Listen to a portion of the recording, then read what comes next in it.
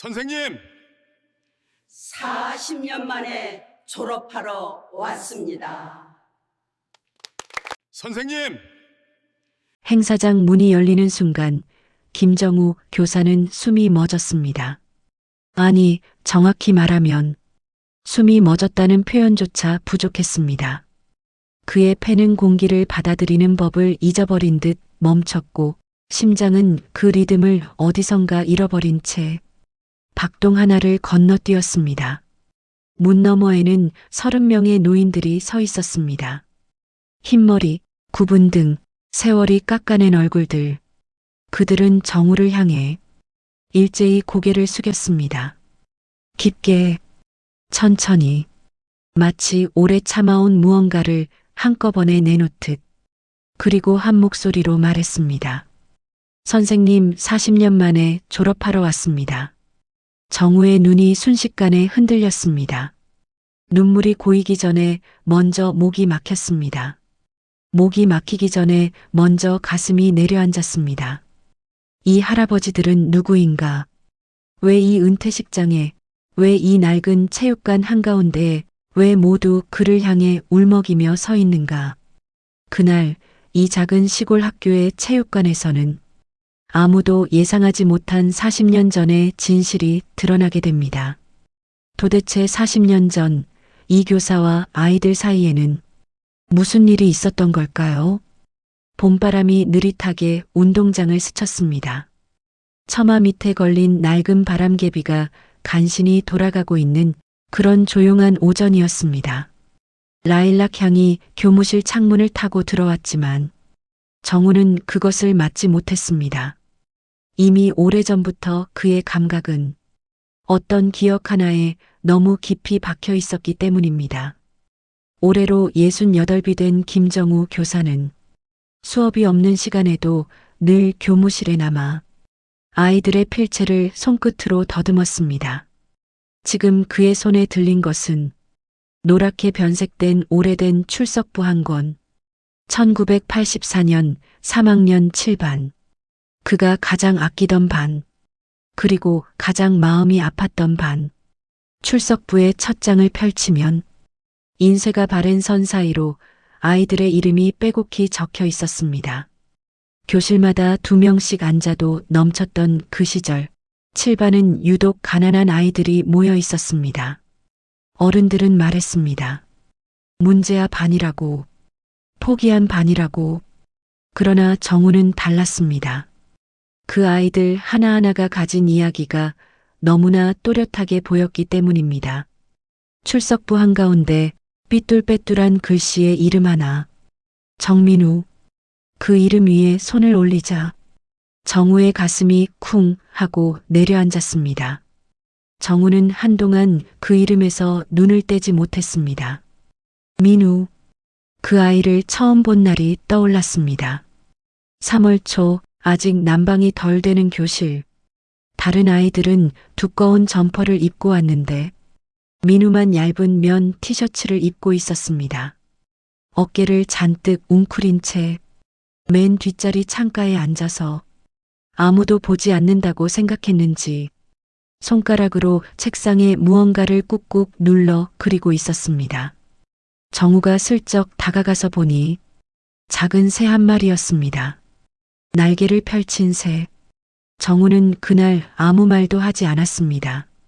다만 다음 날 아침 교실에 오기 전 학교 매점에서 몰래 빵 2개를 사다가 민우의 책상 서랍에 넣어두었습니다. 민우는 누가 놓았는지 몰랐겠지요. 아니면 알고도 모른 척 했겠지요. 그게 그 아이의 방식이었으니까. 미안하다, 민우야. 그날 내가 조금만 더 다정했더라면. 정우의 목소리는 교무실에 아무도 없었기에 그저 먼지 위로 내려앉았다가 사라졌습니다. 40년이 지나도 아직 정우의 가슴속 어디엔가 그 아이가 울고 있었습니다. 그것은 죄책감이었습니다. 평생을 교단 위에서 서서 수천 명의 아이들을 만났지만 그 이름 하나만큼은 아직도 해결되지 않은 숙제처럼 남아 있었습니다. 정민우. 행방불명. 1984년 11월 3일 이후 진료실은 오래된 형광등이 깜빡이고 있었습니다. 정우는 냉랭한 의자에 앉아 의사가 검진 결과를 들여다보는 동안 자신의 손등에 핀 검버섯을 바라봤습니다. 언제 이렇게 늙었나? 40살의 자신이 이 손을 봤다면 믿었을까? 김 선생님, 솔직히 말씀드려야 할 것 같습니다. 의사는 안경 너머로 정우를 바라보며 파일을 덮었습니다. 정우는 억지로 웃으며 대답했습니다. 괜찮습니다. 다 들어야죠. 몸이 많이 지쳤습니다. 심장 리듬이 불규칙하고 혈압 조절이 잘 안 되고 있어요. 수면도 심하게 부족하신 것 같고, 원래 노교사는 다 그렇지 않습니까? 정우는 또 한 번 웃으려 했지만 이번에는 잘 되지 않았습니다. 의사는 고개를 저었습니다. 아닙니다. 이건 단순 노화가 아닙니다. 선생님 몸은 과거에 갇혀 있습니다. 만성 스트레스, 억압된 감정, 해결되지 않은 죄책감, 그것들이 지금 심장을 조이고 있어요. 정우의 손이 무릎 위에서 멈췄습니다. 죄책감이 심장을 조인다고요? 네. 심리적 부담이 심혈관에 직접 영향을 줍니다. 장기간의 미해결 감정 상태는 심장에 만성 염증을 일으킬 수 있어요. 선생님 경우 의학적 수치보다 더 걱정되는 건 선생님 마음입니다. 의사는 잠시 말을 고르고 조심스럽게 결론을 내렸습니다. 만약 지금처럼 버티시면 어느 날 갑자기 쓰러지실 수 있습니다. 마음부터 내려놓으셔야 해요. 정우는 대답하지 않았습니다. 창밖으로 봄비가 내리기 시작했습니다. 병원을 나서며 정우는 그냥 버스를 타지 않고 학교까지 걷기로 했습니다. 우산 없이 빗속을 걸으면서 그는 생각했습니다. 마음을 내려놓으라고. 그러면 그 마음 안에 들어있는 그 이름도 내려놓을 수 있는 건가? 학교가 가까워지자 정우는 운동장 앞에 멈춰 섰습니다. 비에 젖은 운동장, 텅 빈 교실 창문, 그 교실 어딘가에 아직도 그 아이가 서 있는 것 같았습니다. 낡은 티셔츠, 종이박스를 가방 대신 들고 겁먹은 눈. 정우는 그 자리에서 한참을 서 있었습니다. 민우야, 대체 너는 어떻게 살고 있니? 빗물이 뺨을 타고 흘렀습니다. 눈물인지 빗물인지 구분할 수 없었습니다. 교무회의실, 낡은 에어컨이 간헐적으로 덜컹거리는 소리 속에서 선생님들이 원형으로 앉아 있었습니다. 오늘 안건은 하나. 김정우 교사의 은퇴식. 행정실장 이석두는 안건이 올라오자마자 눈빛이 달라졌습니다. 45. 학교에 온 지 6년 됐지만 아직 한 번도 학생 이름을 외운 적이 없는 사람. 예산과 실적과 이미지 관리가 전부인 사람. 그가 서류를 탁 내려놓으며 말했습니다. 은퇴식 굳이 성대하게 할 필요 있습니까? 예산이 얼마나 든다고 이러십니까? 교장은 난감한 듯 웃으며 말했습니다. 그래도 40년을 헌신하신 분인데 우리 학교에서 제일 오래 계신 선생님이시잖아요. 이석두는 재빨리 끼어들었습니다. 요즘 누가 이런 정근대적인 행사를 합니까? 외부에서 볼 땐 그냥 낡은 관행이에요. SNS 시대에 이런 행사는 오히려 역효과가 납니다. 게다가 학생들은 은퇴하시는 선생님을 아는 애들도 거의 없잖아요. 그냥 식당에서 조촐하게 식사로 마무리하죠. 예산 절감도 되고 깔끔하지 않습니까? 여기저기서 어색한 침묵이 흘렀습니다. 젊은 교사 몇 명이 불편한 표정으로 고개를 내렸습니다. 누군가 말하려다 멈췄습니다. 정우는 아무 말 없이 종이컵에 담긴 인스턴트 커피를 가만히 바라봤습니다. 물 위에 뜬 커피 가루가 천천히 소용돌이치다 가라앉는 것을 폐기 예정 물품, 이 자리에서 지금 그 단어가 자꾸 떠올랐습니다. 40년. 하루도 결석하지 않은 40년. 감기 몸살에도 출근했던 40년. 월급이 밀려도 냉난방이 안 돼도 칠판이 닳고 닳도록 글씨를 썼던 40년. 그 시간이 지금 이 자리에서 예산 낭비로 분류되고 있었습니다. 정우는 천천히 종이컵을 내려놓으며 말했습니다. 괜찮습니다. 행정실장님 말씀대로 하시죠. 식사만 해도 충분합니다. 회의실에 또 한 번 침묵이 흘렀습니다. 이석두는 만족스러운 표정으로 서류를 정리했습니다.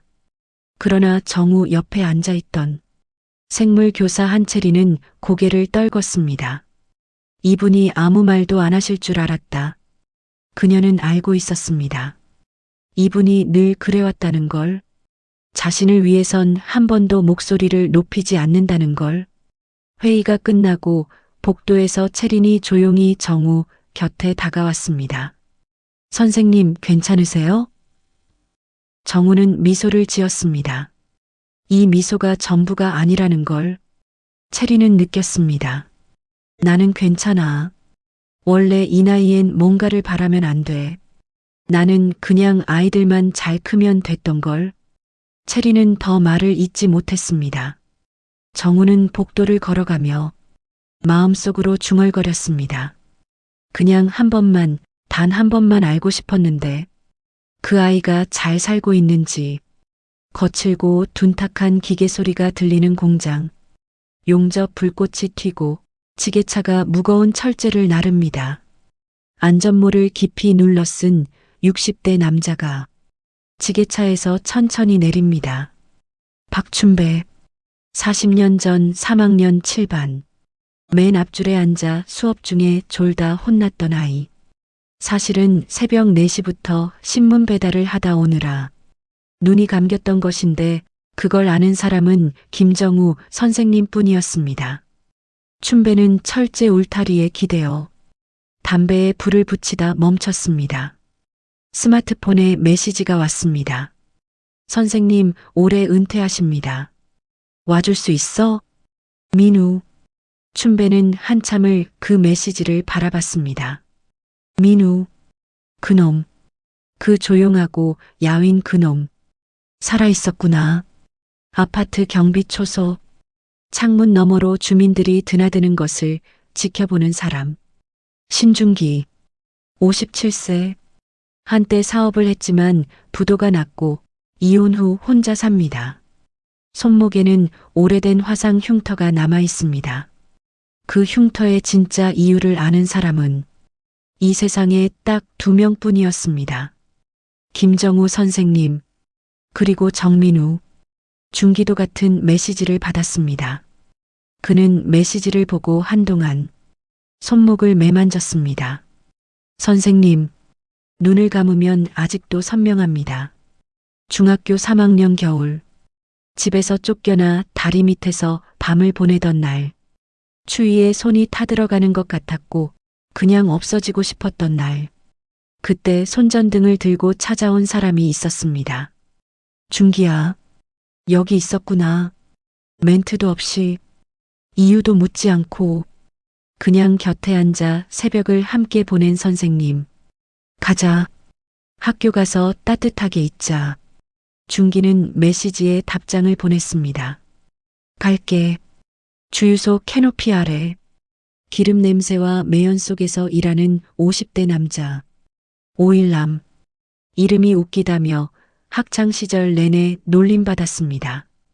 그러나 김정우 선생님은 처음 출석부를 부를 때 그 이름을 2번 불렀습니다. 오일남. 좋은 이름이다. 기름처럼 세상을 부드럽게 만드는 사람이 되겠구나. 그때 일남은 너무 창피해서 고개를 숙였지만 집에 와서 혼자 이불에 파묻혀 웃었습니다. 그 기억이 아직도 남아 있었습니다. 낡은 빌라. 방 한 칸에서 아내를 간호하는 남자. 명철호. 치매 초기 증상이 나타난 아내를 돌보며 하루하루를 보내고 있었습니다. 일남과 마찬가지로 민우에게서 연락을 받았고 아내에게 말했습니다. 여보, 나 잠깐 나갔다 와야 할 것 같아. 아내는 맑은 눈으로 철호를 바라보며 물었습니다. 당신 선생님한테 가는 거야? 어떻게 알았어? 당신 학교 얘기하면 눈이 달라지거든. 철호는 아내의 손을 꼭 쥐었습니다. 그리고 도시 한복판의 고층 빌딩, 유리창 너머로 서울 전체가 내려다 보이는 곳, 53층 대표이사 집무실, 벽면 전체가 유리이고 긴 회의 테이블 너머에서 수십 명의 임원들이 숨을 죽이고 있습니다. 그 테이블 상석, 그곳에 앉은 사람의 명패, 정민우 대표이사, 그 아이, 그 가난하고 삐쩍 마른 중학생, 수업 중에 배가 고파 책상에 엎드려 있던 그 아이, 교복이 없어서 낡은 티셔츠로 등교하던 그 아이, 종이박스를 가방 삼아 들고 다니던 그 아이, 그 민우가 지금 한국을 대표하는 IT 기업의 CEO로 앉아 있었습니다. 그의 나이 53, 머리카락에 서리가 내렸고 눈가에 세월의 주름이 새겨져 있었지만 그 눈만큼은 여전히 달랐습니다. 무언가를 꿰뚫어 보는 눈. 그러나 그 안에 아직도 지워지지 않은 소년 하나가 살고 있는 눈. 비서가 조심스럽게 문을 두드렸습니다. 대표님, 오후 일정이 다 취소해. 민우는 스마트폰에서 눈을 들지 않고 말했습니다. 스마트폰 화면에는 낡은 사진 한 장이 떠 있었습니다. 1984년 3학년 7반 단체 사진. 사진 속 가장 끄트머리에 홀로 서 있는 소년, 웃지 않는 소년, 카메라를 똑바로 보지 않고 살짝 옆을 바라보고 있는 소년. 그 옆에는 선생님이 서 있었습니다. 소년의 어깨에 손을 올린 채 복지관 소회의실, 오래된 형광등 아래 흰머리들이 모였습니다. 공장에서 온 춘배, 아파트 경비복을 입은 중기, 주유소 냄새를 지우지 못한 일남, 아내 걱정에 눈이 충혈된 철호, 그리고 30명 가까이 되는 노인들, 모두 1984년 3학년 7반의 아이들이었습니다. 그 가운데 서 있는 민우를 보고 춘배가 입을 열었습니다. 야, 민우야, 너 진짜 그 회사 대표야?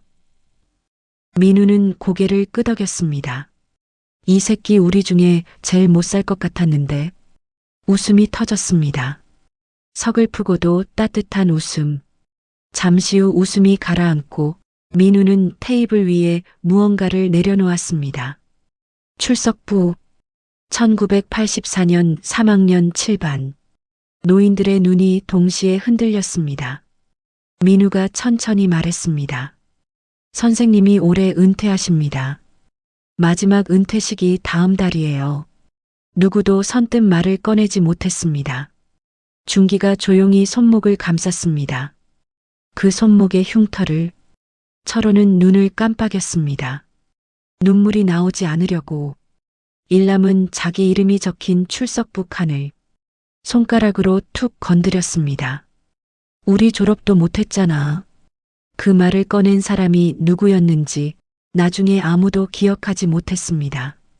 그러나 그 말이 회의실을 조용히 물들였습니다. 졸업도 못했잖아. 7반 아이들 중 절반 이상이 중도의 학교를 그만뒀습니다. 가난 때문에, 집안 사정 때문에, 혹은 민우처럼 갑자기 사라지게 되어서. 민우는 결연한 표정으로 고개를 들었습니다. 졸업도 못했던 우리. 선생님 은퇴식 날 우리 손으로 졸업합시다.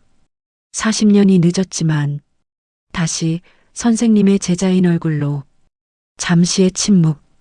그리고 춘배가 먼저 손을 들었습니다. 나간다. 중기가 눈을 닦으며 고개를 끄덕였습니다. 일남이, 철호가, 그리고 나머지 노인들이 하나씩 고개를 들었습니다. 민우의 본사 최고층. 그가 꺼내든 것은 낡은 나무 상자 하나였습니다. 비서도 모르는 상자.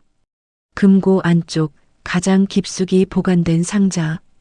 그 안에는 공책 한 권. 표지가 낡아 색이 바랬지만 앞면에 적힌 글자는 여전히 선명했습니다. 민우야, 넌 할 수 있다. 포기하지 마. 정우 선생님. 민우는 그 공책을 열었습니다. 첫 페이지에는 자신의 어린 필체가 가득했습니다. 수학 문제, 영어 단어, 그리고 한쪽 귀퉁이에 삐뚤빼뚤하게 쓰인 한 문장. 선생님, 나는 언젠가 꼭 성공할게요. 민우는 그 문장 위에 손을 얹었습니다. 눈물이 나오려는 것을. 이 사람은 오래전부터 참는 법을 배웠습니다. 그래도 이번엔 참을 수가 없었습니다. 선생님은 나를 버린 게 아니었구나. 민우는 조사를 시작했습니다. 40년 전의 기록들, 교육청 문서, 동사무소 기록, 학교 생활 기록부, 그리고 정우가 남긴 수십 권의 개인 일지, 일지를 읽어 내려가며 민우의 손이 떨리기 시작했습니다. 1984년 11월 4일 민우가 사라진 다음 날, 수업이 끝나고 민우 집에 들렀다. 아무도 없었다. 이웃에 물으니 어젯밤 야반도주하듯 떠났다 한다. 도대체 어디로 간 건가?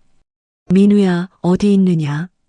1984년 11월 8일 동사무소에 물었다. 전출 기록 없음. 사라진 건가? 부모가 빚을 지고 도망친 것으로 보인다. 민우는 왜 나한테 한마디도 못했을까? 내가 더 다가갔어야 했는데. 1984년 11월 15일 근처 공장들을 돌아봤다. 혹시 아이 혼자 어딘가에 숨어서 일을 하고 있는 건 아닌지. 없었다. 민우야, 제발 어디선가 밥이라도 먹고 있어야 한다. 1984년 12월 25일 크리스마스. 오늘도 민우 생각이 난다. 아이들한테 크리스마스 선물로 연필 한 자루씩 돌렸는데 민우 것도 하나 챙겨뒀다. 어디선가 이 아이가 잘 크고 있기를. 민우는 일지를 덮었습니다. 그리고 책상에 이마를 댔습니다. 오래 참아온 무언가가 한꺼번에 터져 나왔습니다. 선생님, 당신은 그때 저를 찾고 계셨군요. 그 이후의 기록도 있었습니다. 2년이 지나서도, 5년이 지나서도, 심지어 20년이 지난 기록에도 3학년 7반 아이들 중 민우가 아직도 소식이 없다. 어디선가 살고 있겠지. 제발. 민우는 조용히 일어나 창밖을 바라봤습니다. 서울의 야경이 빛나고 있었습니다. 이 빛들 중 어느 하나가 선생님 덕분에 켜진 것이라는 걸 그는 알고 있었습니다. 마이너스 마이너스 마이너스 해시태그 7막 닮은 점 테스트 시퀀스. 은퇴식 준비를 위해 학교를 찾은 민우. 그는 신분을 드러내지 않기로 했습니다. 그저 외부 후원자로, 행사를 돕는 사람으로 학교 복도를 걷는데 낡은 교무실 문이 열려 있었습니다. 그 안에서 한 노인이 창가에 앉아 창밖을 바라보고 있었습니다. 민우는 발을 멈췄습니다. 김정우. 40년이 흘렀습니다. 머리카락은 희었고 얼굴에는 세월이 깊게 새겨져 있었습니다. 그러나 그 옆모습은 변하지 않았습니다. 정우는 외부인의 낌새를 느꼈는지 고개를 살짝 돌렸습니다. 민우와 시선이 잠깐 닿았습니다. 실례합니다. 외부 후원자분이세요? 네, 그렇습니다. 아, 네. 어서 오세요. 채린 선생님이 안내해 드릴 겁니다. 대화는 거기서 끝났습니다. 그러나 정우는 그 자리에서 한동안 움직이지 않았습니다. 저분 어디서 본 듯한데 이상하게 마음에 걸렸습니다. 민우의 걸음걸이, 오른발을 살짝 끄는 걸음, 어릴 때 뛰다 넘어져 발목을 다쳤던 그 아이가 꼭 그렇게 걸었습니다. 민우가 종이를 집어드는 방식, 엄지와 검지로 모서리를 먼저 잡고 펼치는 습관. 그 아이가 수업 시간에 교과서를 펼치던 그 방식. 그리고 민우의 왼손 검지 손가락. 그 끄트머리에 작은 흉터. 설마 아니야. 정우는 고개를 저었습니다. 그럴 리 없다. 그 아이가 이런 곳에. 하지만 그날 저녁 정우는 집에 돌아가는 내내 그 사람의 옆모습이 머릿속에서 지워지지 않았습니다. 다음 날도 그 다음 날도 학교에서 준비 작업을 하는 민우를 볼 때마다 정우의 심장이 이유 모를 리듬으로 뛰었습니다. 닮았다. 너무 닮았다. 하지만 그럴 리가 없어. 그러나 점점 더 많은 닮음이 포착되었습니다. 민우가 아이들에게 말을 거는 방식, 낮게 천천히 눈을 맞추며 그게 너무 낯익었습니다. 민우가 운동장 끄트머리에 혼자 서서 하늘을 바라보던 순간 그 자세가, 그 표정이, 그 방향이 40년 전 그 아이가 창가에 서서 하늘을 보던 것과 너무나 똑같았습니다. 정우는 그날 밤 오래된 사진첩을 꺼냈습니다.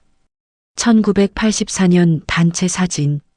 사진 속 민우를 찾아내 돋보기로 확대해 봤습니다. 그리고 오늘 본 그 사람의 얼굴을 떠올렸습니다. 민우야? 그 이름이 새어나오는 순간 정우의 눈에서 눈물이 흘렀습니다. 은퇴식 전날 밤 학교는 조용했습니다. 정우는 혼자 교실에 들어갔습니다. 전등도 켜지 않고 창문으로 들어오는 가로등 불빛만으로 40년 전과 똑같은 낡은 책상들, 학교를 떠나지 못하는 사람처럼 이 책상들도 남아 있었습니다. 정우는 민우가 앉던 자리에 앉았습니다. 맨 뒷줄, 창가, 차갑고 딱딱한 나무 의자에 앉아 정우는 눈을 감았습니다. 그때였습니다. 노크 소리. 선생님. 정우가 눈을 떴습니다. 그 목소리. 중학교 3학년 남자아이의 것이 아닌 50년 세월을 건너온 목소리였지만 그 떨림만큼은 40년 전과 한치도 다르지 않았습니다. 교실 문이 열렸습니다. 민우였습니다. 가로등 불빛이 그의 윤곽을 만들었습니다. 민우는 한 걸음 한 걸음 다가왔습니다. 천천히, 마치 40년의 시간을 한 걸음에 한 해씩 밟아오는 것처럼. 저 민우예요. 잠시 멈췄습니다. 정민우. 정우의 눈동자가 크게 흔들렸습니다. 무릎이 휘청했습니다. 일어서려다 다시 의자를 붙잡았습니다. 민우? 민우는 멈추지 않았습니다. 선생님, 저 살아 있었습니다. 잘 살았습니다. 선생님 말씀대로 포기하지 않았습니다. 정우는 손으로 입을 막았습니다. 떨리는 입술, 그 입술 사이로 새어나오는 소리. 살아 있었구나. 민우는 그제서야 오래된 이야기를 꺼냈습니다. 그 밤의 이야기. 1984년 11월 3일. 부모님이 빚쟁이들을 피해 야반도주를 결정했습니다. 새벽 2시에 민우를 깨우며 말했습니다. 짐 싸. 지금 떠난다. 민우는 학교에 알릴 새도 없었습니다. 선생님에게 인사할 새도 없었습니다. 그냥 끌려가다시피 트럭에 올랐고 날이 밝을 때는 이미 200km 떨어진 곳이었습니다. 저는 선생님이 저를 찾고 계신다는 걸 몰랐어요. 그냥 사라진 거라고 생각하셨을 거라 믿었어요. 문제야 반의 문제야 하나가 없어진 거라고. 정우는 고개를 저었습니다. 아니야, 민우야. 이제 알았습니다, 선생님. 일지에 적어두셨더라고요. 동사무소에도 가셨고, 공장에도 찾아가셨고, 크리스마스에도 저를 생각하셨다고. 민우의 목소리가 갈라졌습니다. 선생님은 저를 포기하신 게 아니었군요. 정우는 그 순간 모든 힘이 빠지는 것을 느꼈습니다. 일어섰습니다. 한 걸음 다가갔습니다. 그리고 민우를 끌어안았습니다. 살아 있었구나. 미안하다, 미안해. 내가 못 지켜줘서 더 일찍 찾아야 했는데. 더 일찍. 민우는 그 안에서 처음으로 소리내어 울었습니다. 53살의 대기업 CEO가 68배 노교사 품에 안겨 목 놓아 울었습니다. 40년의 오해가, 40년의 그리움이, 40년의 죄책감이 그 교실 안에서 함께 녹아내렸습니다. 다음 날 아침, 행사장 준비가 한창인 체육관, 행정실장 이석두는 우연히 귀에 들어온 대화 한 조각으로 사태를 파악했습니다. CEO라고? 그 대기업 미누테크 대표가 여기 온다고? 이석두의 눈이 번뜩였습니다. 그는 재빨리 스마트폰을 꺼내 검색했습니다. 정민우, 미누테크 창업자, 자수성가 신화, 순자산 수조원대. 이걸 학교 홍보에 안 쓰면 바보지. 그는 아는 기자에게 전화를 걸었습니다. 나야. 이번 주 금요일 시골 중학교 은퇴식인데 거기 미누테크 대표가 제자로 온대. 특종이야. 카메라 준비해봐. 그리고 혼자 중얼거렸습니다. 이거 학교 이름 한번 제대로 알리겠네.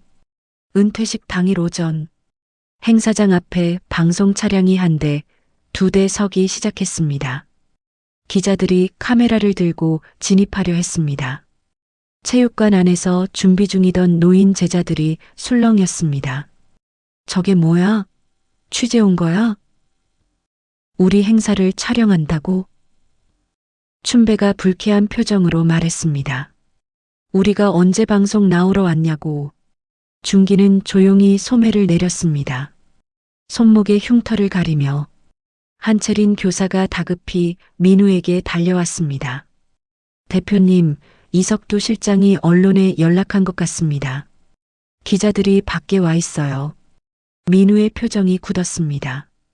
그는 천천히 이석두에게 걸어갔습니다. 실장님, 이석두는 태연하게 웃으며 말했습니다. 아, 대표님. 학교 홍보도 되고 서로 좋은 거 아닙니까? 이런 감동적인 이야기가 알려지면 이 은퇴식은 쇼가 아닙니다. 민우의 목소리는 낮고 단호했습니다. 저기 앉아 계신 분들은 공장에서, 경비초소에서, 주유소에서 새벽부터 밤까지 일하다 오신 분들입니다. 그분들이 카메라 앞에 서기 위해 여기 온 게 아닙니다.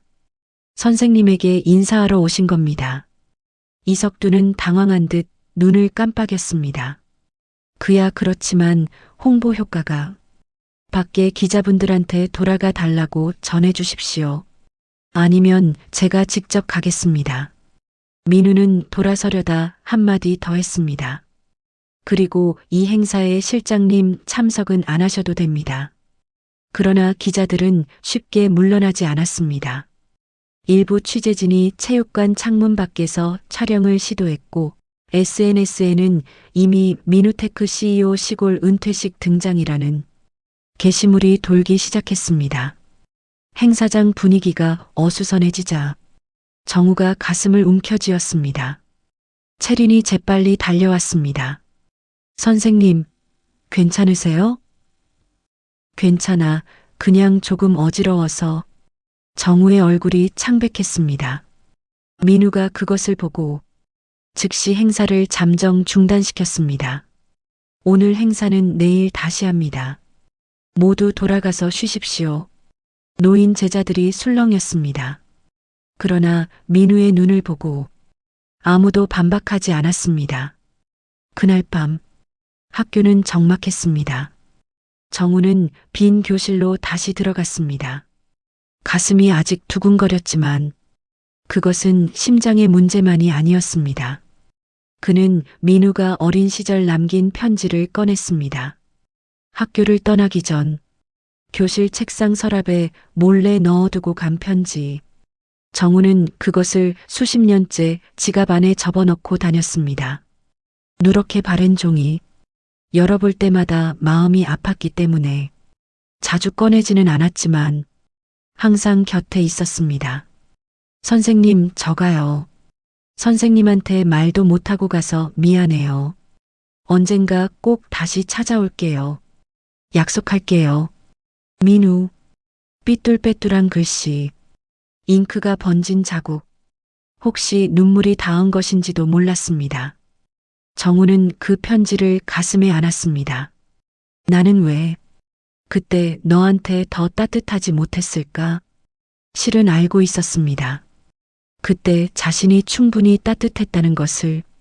밥을 사줬고 추운 날 교실 난방을 끄지 않으려 교장과 싸웠고 아이를 찾아 동네를 헤맸습니다. 그러나 교사란 언제나 그렇습니다. 아무리 많이 해도 더 해줬으면이라는 생각이 사라지지 않습니다. 그것이 정우를 40년 동안 갉아먹었습니다. 한편 도시의 호텔방. 민우는 넥타이를 풀고 침대에 앉아 있었습니다. 아무것도 손에 잡히지 않았습니다. 어제 선생님 품에 안겨 울던 기억이 자꾸만 올라왔습니다.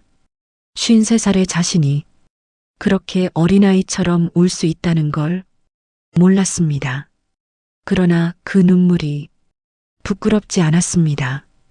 오히려 살면서 흘린 눈물 중 가장 정직한 눈물이었습니다. 민우는 창밖을 바라보며 40년 전의 기억들을 떠올렸습니다. 가난하다고 놀림받던 날, 아이들이 자신의 종이박스 가방을 빼앗아 발로 찼던 날, 그 가방 속에 들어있던 교과서가 빗속에 쏟아지던 날, 그리고 달려온 선생님, 그 아이들에게 조용하고 단호하게 말하던 선생님, 이거 줍자. 꾸중도 없이, 소리도 없이, 그냥 무릎을 꿇고 젖은 책들을 하나씩 줍던 선생님. 그 손이, 그 등이, 그게 너무 따뜻해서 그날 민우는 혼자 화장실에서 울었습니다. 선생님, 저는 당신 덕분에 살아났어요. 민우는 그 말을 이제야 제대로 전할 수 있을 것 같았습니다. 다음 날 아침, 태양이 교정에 길게 누웠습니다. 바람개비가 이번엔 제법 힘차게 돌았습니다. 민우는 검은 차를 학교 앞에 세우고 수행원을 모두 돌려보냈습니다. 오늘은 혼자 들어갑니다. 수행팀장이 당황했습니다. 대표님, 경우 없이는 여기 위험한 사람 없습니다. 옛날 선생님이 계신 곳에 경호원 줄 세우고 들어가는 게 더 이상한 거예요. 민우는 홀로 교문을 걸었습니다. 체육관 안으로 들어서니 노인 제자들이 이미 모여 있었습니다. 어제의 소란이 있었지만 아무도 포기하지 않았습니다. 춘배는 주름진 손을 바지에 닦으며 서 있었고 중기는 경비복 대신 낡은 양복을 입고 왔습니다.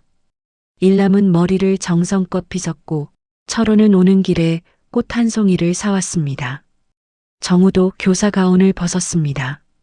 그냥 하얀 셔츠, 잘 다린 바지, 평범한 할아버지의 모습. 그러나 그 모습이 이 자리에서는 가장 빛났습니다. 민우와 정우는 체육관을 가로질러 서로에게 걸어갔습니다.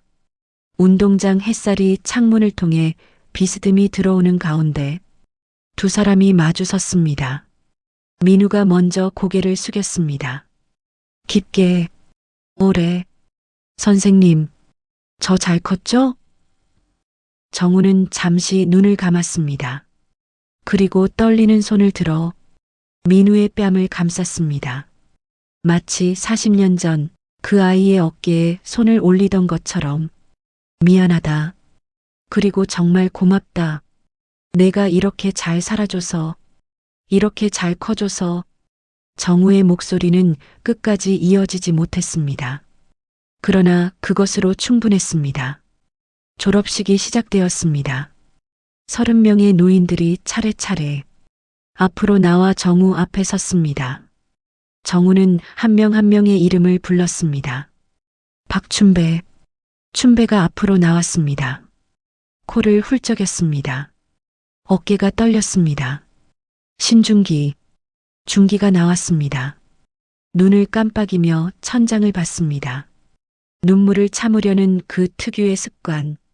중학교 때와 똑같이 5일남. 일남은 웃으면서 나왔습니다. 그런데 웃는 얼굴이 울고 있었습니다. 명철호. 철호는 손에 든 꽃을 정우에게 드리려다 말을 못하고 고개만 숙였습니다. 그리고 마지막으로 정민우.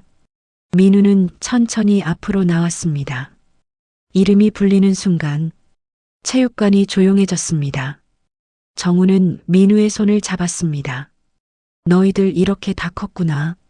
목이 메어 더 이상 말을 잇지 못했습니다. 노인 제자들은 저마다 주먹으로 눈물을 닦았습니다. 잠시 후 민우가 조용히 마이크 앞에 섰습니다. 선생님, 민우의 목소리가 체육관에 퍼졌습니다. 우리 7반 아이들은 오늘 졸업장을 받는 것만으로 부족하다고 생각했습니다. 그는 잠시 멈췄다가 말을 이었습니다. 선생님은 40년 동안 가난하고 힘들고 포기하고 싶었던 아이들 곁에 있어 주셨습니다.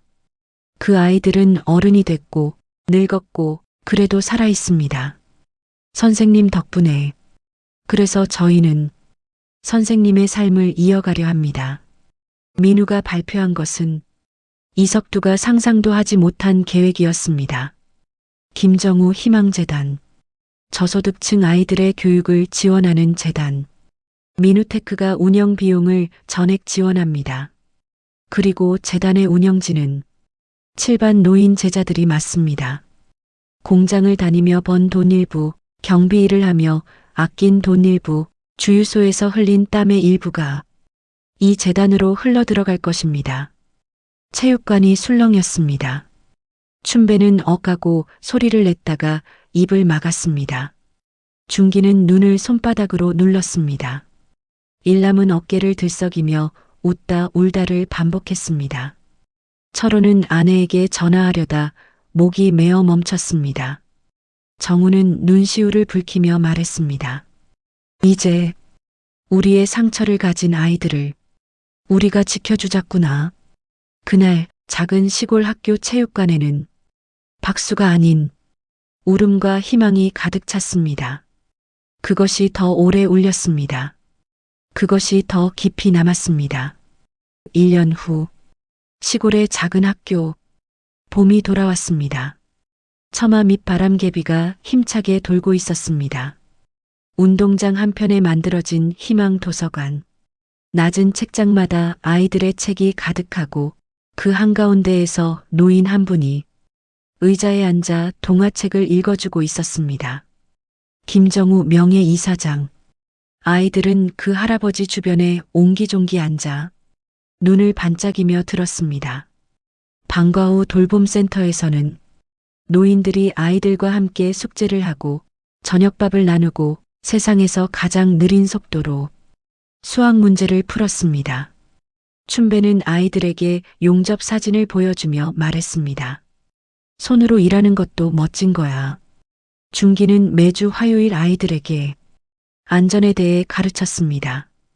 일남은 이름이 특이한 아이에게 다가가 이렇게 말했습니다. 이름 좋다. 뭔가 될 것 같은 이름이다. 그 아이가 수줍게 웃었습니다. 도서관 한편 민우가 조용히 앉아 정우 옆에서 책을 읽고 있었습니다. 잠시 후 민우가 말했습니다. 선생님, 응? 가족은 피로 만드는 게 아니라 함께 견딘 시간으로 만드는 거죠? 정우는 책에서 눈을 들었습니다. 그리고 민우를 바라봤습니다. 54살이 된 민우. 그러나 그 눈 안에는 아직도 창가에 앉아 작은 새를 그리던 소년이 살아 있었습니다. 정우는 미소 지었습니다. 그래, 민우야. 창밖으로 봄바람이 불었습니다. 바람개비가 돌았습니다. 아이들의 웃음소리가 운동장을 가득 채웠습니다. 그리고 그 웃음소리 위로 40년 전 그 교실에서 한 번도 들리지 않았던 그 아이의 웃음소리가 이제야 늦게 하지만 틀림없이 섞여 들어왔습니다. 가난은 잘못이 아니다. 포기하지 않으면 된다. 그리고 때로는 누군가의 등 위에서 세상을 다시 볼 수 있다. 1984년 3학년 7반 김정우 선생님의 일지에서 여러분의 인생에도 이런 따뜻한 인연이 있기를 바랍니다. 구독과 좋아요는 이 이야기를 계속할 수 있는 힘이 됩니다.